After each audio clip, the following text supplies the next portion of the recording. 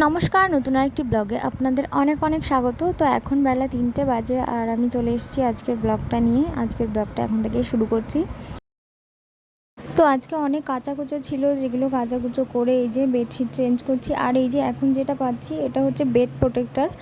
তো এটা আমার বাচ্চা ছোট, তো ও যখন তখন টয়লেট করে দেয়, ও তো বলতে পারে না, এখন সবেমাত্র ওর বয়স 5 মাস।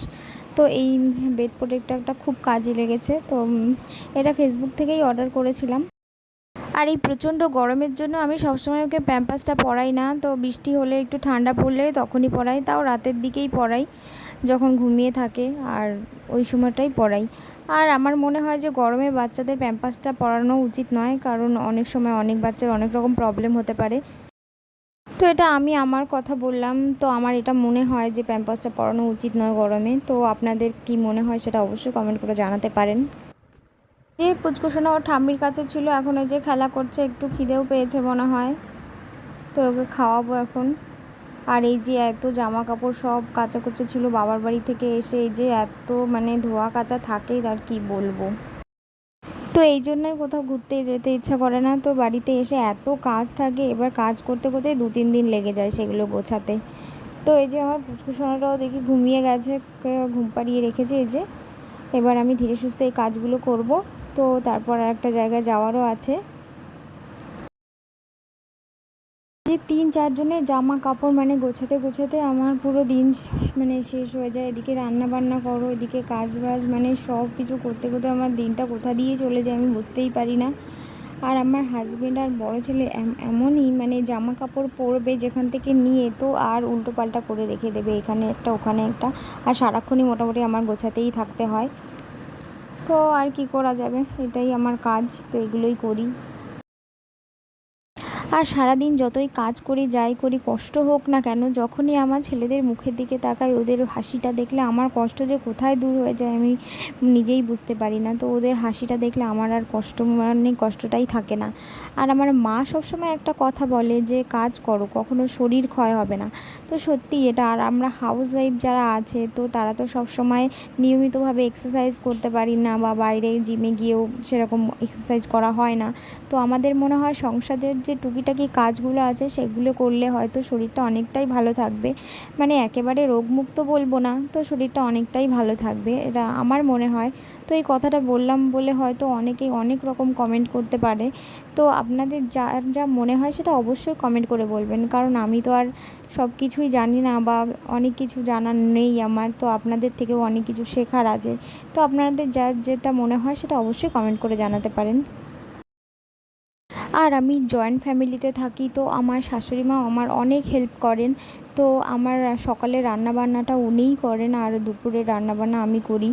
তো উনি সব কিছুই আমাকে গুছিয়ে টুছিয়ে দেন, আমি শুধু রান্নাটা করি। তো সবজি কাটা থেকে শুরু করে ধোয়া মেলা, মাছ কাটা, সব কিছু উনিই করে দেন। যেহেতু আমার ছোটো বাচ্চা রয়েছে, আমি বাচ্চা নিয়ে পারি না, তো উনি অনেক কাজই করে দেন। তো আর বাকি মানে যেটুকু না পারেন উনি, সেটুকু আমি করি। মানে যেমন ভালো কিছু রান্নাবান্না হলে তখন আমি করি। তো এই যে আমি আর হাজব্যান্ড বেরিয়ে পড়েছি। তো ছেলেকে আর আনিনি, প্রচণ্ড গরম বাইরে, আর বাইকে করে ওকে নিয়ে কোথাও বেরোয়নি এখনও, তাই জন্য ওকে আর নিয়ে আসিনি। তো শাশুড়ি মায়ের কাছেই থাকে ও, যদি কোথাও যাওয়ার হয় ওকে শাশুড়ি মায়ের কাছেই রেখে যাই। তো এই যে প্রথমে চলে আসলাম পেট্রোল পাম্পে, তো গাড়িতে একটু পেট্রোল ভরতে হবে। তো এই যে পেট্রোল ভরা হচ্ছে। তো এরপরে এই যে আবার বেরিয়ে পড়লাম। আর তো আর এই যে সাদা মতো যে মন্দিরটা দেখতে পাচ্ছেন, তো এটা হচ্ছে লোকনাথ বাবার মন্দির। তো এখানে আমি একবার এসেছি অনেক আগে, তাও তাও প্রায় 6-7 বছর আগে এসেছি, তারপর আর আসা হয়নি। তো এই মন্দিরটা খুবই সুন্দর ভেতরটা, আর ভাবছি আবারও আসবো কয়েকদিন বাদেই। তো এই যে মিলেনিয়ামে চলে এসেছি, এখানে ডক্টরের অ্যাপয়েন্টমেন্ট নেওয়া ছিল, তো আমার জন্যই দেখাবো। তো অনেক দিন চেক আপে আসিনি, তো ডক্টর চেক আপে আসার জন্য বলেছিলেন, তো যার জন্য এসছি। তো আজকে প্রচণ্ডই ভিড় ছিল। তো এই সিটগুলো পুরো মানে ভর্তিই ছিল, এখন অনেকটা খালি হয়ে গেছে। অনেকক্ষণ ধরেই বসেছিলাম, ডাক্তারবাবু আসতে অনেক লেট করেছিলেন। তো ডাক্তারবাবুর আসার কথা ছিল 5টার সময়, তো উনি আস্তে আস্তে প্রায় 6টার বেশি বেজে গিয়েছিলেন। তো ডক্টর দেখে ওখান থেকে মেডিসিন নিয়ে এই যে বেরিয়ে পড়লাম। তো এখন যাব হচ্ছে সেনকো গোল্ডের শোরুমে, তো ওখান থেকে কিছু কেনাকাটার আছে। তো এই যে বেরিয়ে পড়েছি। তো এখানে একটা কালী মন্দির দেখাবো আপনাদের। তো কালী মন্দিরটা ফিট আমি জানি না ঠিক, কিন্তু অনেক বড় মূর্তিটা। এই যে দেখুন, আপনারা দেখতে পাচ্ছেন এই যে। তো এই মন্দিরে আমার কখনো আসা হয়নি, এমনি পাশ দিয়ে যাওয়া আসা করা হয়েছে, কিন্তু পুজো দিতে কখনো আসিনি। তো এই যে এবার শোরুমে যাচ্ছি, তো ওখানে আর ক্যামেরা করতে পারিনি, অনেক কাজ ছিল বলে। তো আমাদের কেনাকাটা সব হয়ে গেছে, এবার আমরা বাড়ির দিকে যাচ্ছি। তো এখন প্রায় 9টা মতো বাজে, আর বাড়ির দিকে যাচ্ছি। আর ছেলেও কান্নাকাটি শুরু করে দিয়েছে, বাড়ি থেকে ফোন করেছিল। তো এবার বাজার থেকে এই যে সবার জন্য একটু দই নিয়ে নিলাম, প্রচণ্ড গরম ছিল, আইসক্রিম আর নিইনি, সবাই বললো দই খাবে, তাই দই নিয়ে নিলাম। আর এই যে তারপর বাড়ি থেকে এসে আবার এই যে আমাদের ক্লাবে চলে আসলাম। তো এখন এই যে এখনও গান বাজনা হচ্ছে। তো আজকে প্রচুর লোকের ভিড় ছিল, আজকে দ্বিতীয় দিন ছিল অনুষ্ঠানের। তো তারপর এই যে এখন 10:30 বাজে, আর সবাই খাওয়া দাওয়া করছে, আর আমিও এখান থেকে খাওয়া দাওয়া করেই বাড়ির দিকে যাব।